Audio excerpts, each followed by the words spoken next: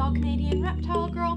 I'm Annaliese, and I've been trying to reach you about your car's extended warranty. Today, in a head-to-head battle, we are comparing bioactive setups against conventional setups for your reptile. That's right, I'm going to once and for all put to bed the question of which is best for your pet. Both of these have merit. Both can be healthy for your animal, but which is actually best? Let's find out.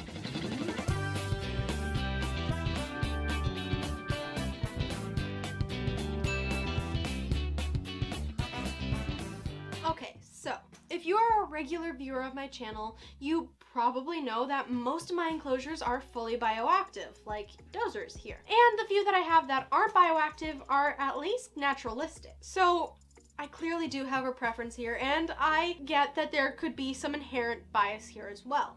Additionally, bioactive and conventional enclosures come in all sorts of shapes and sizes and configurations, so before I put these two enclosures head to head in a fight to the death, I think it's a good idea to define our parameters so we can kind of level the playing field and help me be as objective as possible. So when I refer to bioactive enclosures, I'm talking about an enclosure that's basically a little ecosystem that your reptile is a part of. You've got some type of soil or substrate that is filled with microorganisms, growing plants, a cleanup crew of springtails, isopods, beetles, etc. Whereas conventional means no active soil, no cleanup crew, loose substrate or paper towel or newspaper for bedding. Both enclosure types can vary immensely depending on the type of reptile, the size, or how dedicated or detailed, or how far you want to go with it. But I want to keep things manageable, so I'll mainly be comparing the foundation of these types of enclosures. Kind of prototypical bioactive versus prototypical conventional with similar relative levels of quality, you know? So we have our enclosure types defined, but we need to establish how we'll be measuring them against each other. We all know that things get chaotic and crazy without some semblance of order. Without rules, we're all just poop-flinging monkeys after all. So, I've come up with 5 criteria on which to judge the merits of each type of enclosure. 1, appearance. 2, cost. 3, maintenance and cleanliness. 4, the effect it has on the animal. And 5 is an odds and ends category for kind of important things that just didn't fit into any of the other 4 categories. Did you want to do that again? No. Okay. Alright, let's start with our first category, appearance. When it comes to appearance, we give the bioactive enclosure a score of... Sorry, flashbacks to the parody video. Okay, appearance. For this, I mean the impact when you walk into the room and see the enclosure, the wow factor, which also includes whether or not you can actually see it. If your enclosure is in a bin or rack system, then you can't really see it, yeah? I think we can all agree that, obviously, from a visually pleasing point of view, a bioactive enclosure is nicer to look at than a closed-off bin. I mean, are there even snakes in there? That could be filled with craft supplies for all I know. Oh, yarn. A nice wall of organized yarn. Hey. Oh? Snap out of it, Grandma. Oh, right. Let's go. Snakes. So, a wall of bins is not pretty to look at unless they're filled with yarn. But a conventional enclosure that is out on display, I think that there are lots of conventional setups that look nice. You can decorate with bright colors, or more subdued if you like. You can spruce it up with fake plants or theme it with your favorite cartoon character if you'd like. On the other hand, a bioactive enclosure, you get a nice little slice of nature, cool rocks, wood, moss, living greenery, and that can be really nice, especially for those living in the concrete jungles of a city.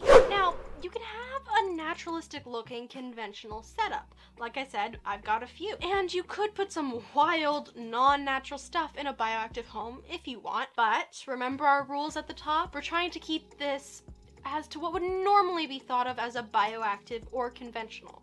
So personally, I think that being able to display a living piece of nature in your home and having your reptile stomping or slithering their way through their own personal environment is so much more striking and beats a conventional enclosure of comparable quality.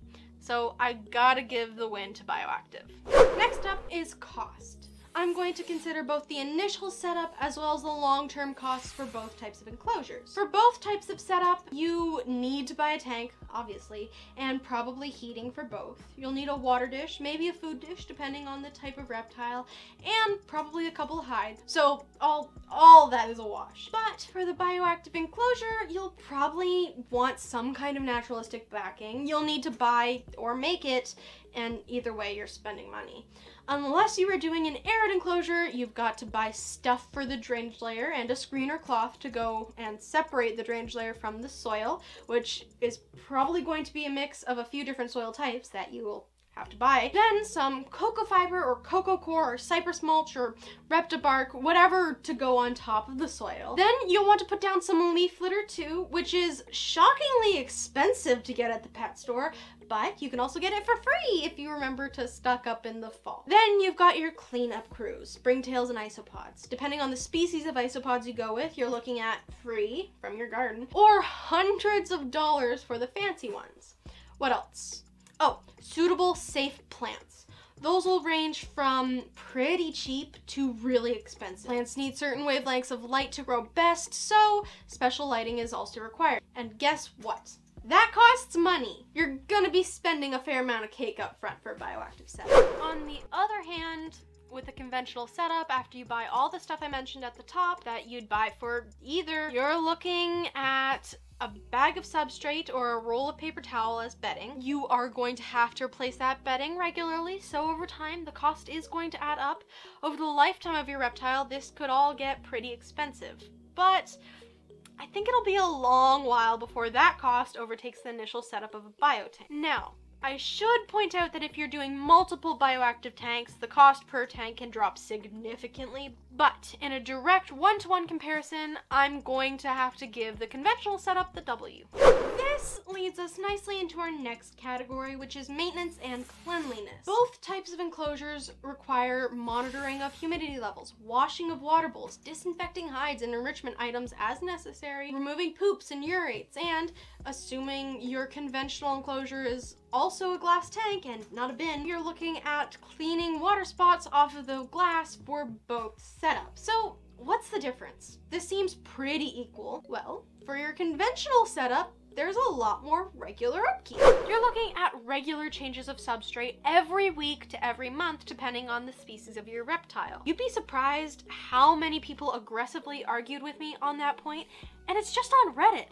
I don't even know what's going on there. I get that you scoop out the poop, but there are still little germs there, and unless it's bioactive and there are good bugs to eat the bad germs, you can't just leave it forever. Replace your bedding, people. Bioactive setup, I'm not gonna say that you can set it and forget it exactly, but you're pretty much set for a long time. You still need to scoop the poop when your reptile leaves you a gift, but your cleanup crew, microorganisms in the soil, and the plants will consume any bits that you miss. You'll need to refresh your top layer a couple of times a year, and you'll need to keep an eye on the health of your cleanup crew and any live plants you included in the enclosure, but other than that, you're kind of done. They appear so much more complex, so it might seem a bit counterintuitive, but as a kind of self-sustaining ecosystem, the bioactive setup gets the win here.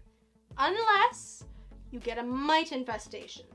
That is a lot more challenging and expensive to tackle with a bioactive setup. You're looking at a complete teardown and disinfection of any type of enclosure, but that's more difficult in a bioactive one. That should be a one-off, rare, maybe even never scenario. So I'm still gonna call it for bioactive here. In our next category, number 4 if you lost count, we take a look at both the physical and the mental effect the enclosure setup has on the reptile. And I think that the biggest factor here is really what conventional means to you. If you're taking the notion of a conventional setup as something minimal, a bare bones bin for instance, well, in that case, the science is pretty clear that a bioactive setup would be better because of the mental and physical enrichment it offers. It's not common for someone to go through the whole rigmarole of setting up a bioactive base and not doing the rest of the look and feel. Chances are you're going to go the extra mile and include plants and decor and fill the space, making it look like a true little slice of nature. And all of these added features are excellent mental stimulation for your reptile, as well as being great physical enrichment as they slither and climb and dig through their environment. If I was up for the drama it would attract, I would do a whole video on the discussion of surviving versus thriving in terms of reptile care.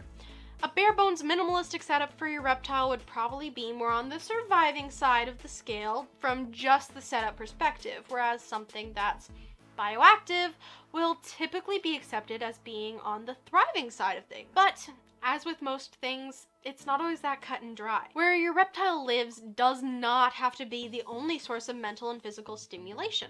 There's lots of exercise and mental stimulation to be had outside of their enclosure. And just because the reptile is housed minimalistically doesn't mean they aren't getting everything they need to thrive outside of their enclosure. There are countless reptiles living full, happy, wonderfully enriched lives under keepers who house them in minimalistic homes. So, let's not be so quick to judge based on a picture on Instagram or Facebook or a few minutes of a video on YouTube, eh? But we're not talking about all that. We should just be looking at this from the enclosure level, so back on track.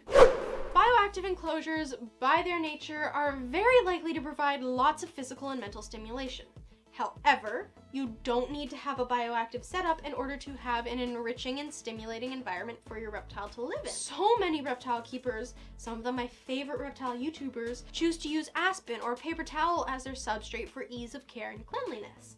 And they have amazing enclosures filled with tons of enrichment and climbing items. I have a few like that myself. So do you need to have a bioactive setup for your reptile to be mentally and physically happy? No. Absolutely not. I would call this one a draw. This last category is a hodgepodge of stuff.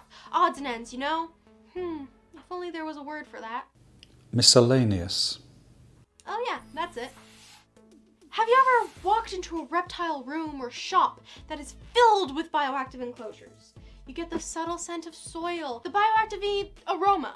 This should all be pretty faint smelling. If it smells bad or is overpowering, there's something wrong. It might have notes of decomposing wood and leaf litter. A lot of people really like that normal, naturey smell, myself included. It also provides your reptile with all sorts of new things to smell too. The soil, the bugs, the wood, rocks, the plants.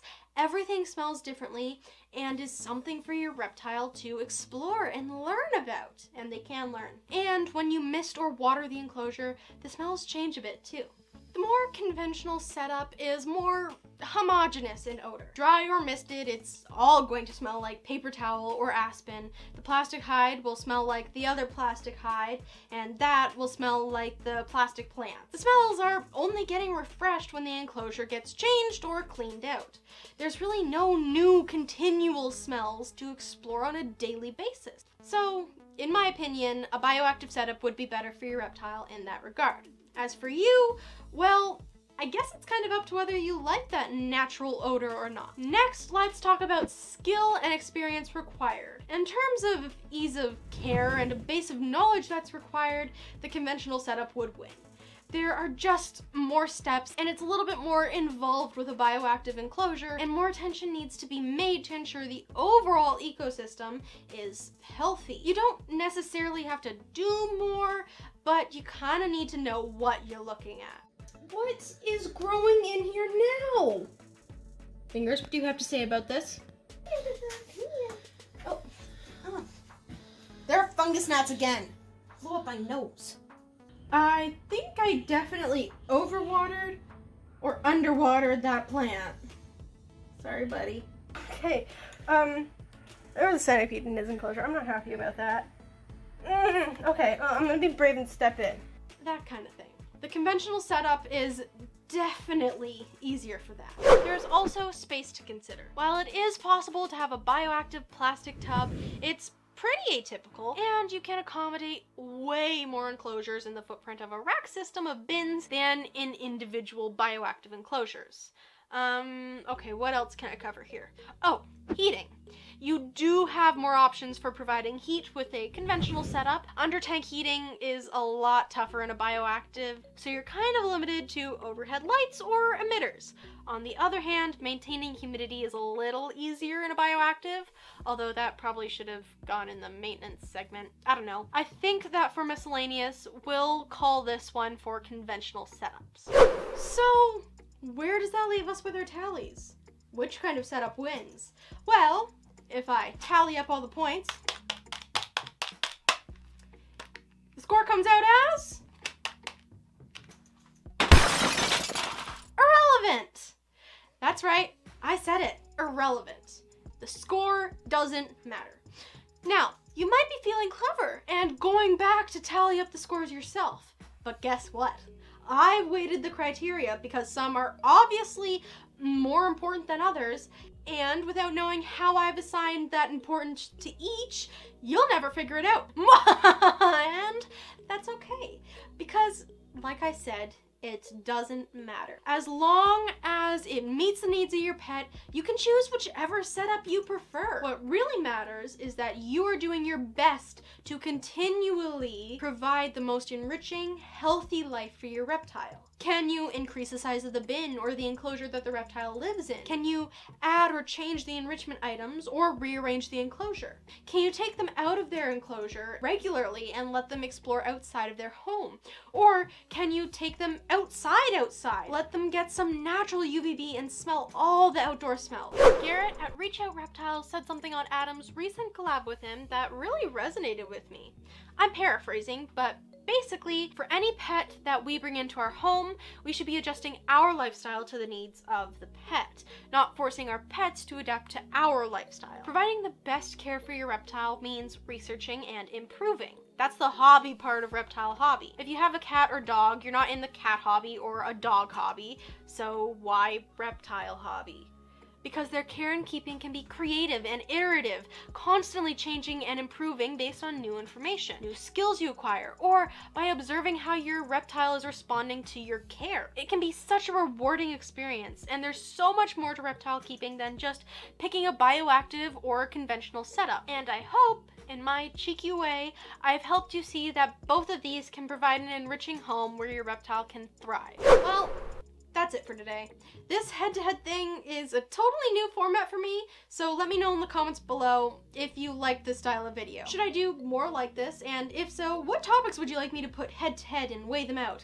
And maybe actually declare a winner. And let me know in the comments below what kind of setups you have for your reptiles. I love hearing all about the different ways that we can enrich our animals' lives and ensure that they are all thriving. A special thanks to my patrons on Patreon. These folks are a huge help in building and improving my own reptile enclosures, and I cannot thank them enough. If you're interested in finding out how you can support my channel and help me make sure that they're thriving, please head on over to patreon.com/allcanadianreptilegirl. Thank you all so much for watching. Please like, share, comment, and subscribe, and remember to nurture all nature. Bye! Hi friends, welcome to the All Canadian Reptile. I was just like, eh. Welcome, I guess. Up. Yes, that's kind of what's on my eyelashes. No, but it's on your face, not your eyelashes. Your fingers are rough. Well, that's because I was gardening and touching wood pieces, and it is like sandpaper them. We have cream in the bathroom.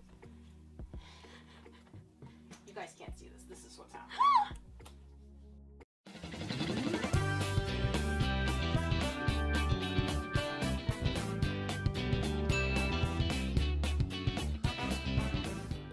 On the health of your cleanup crew and any live plants that Hi.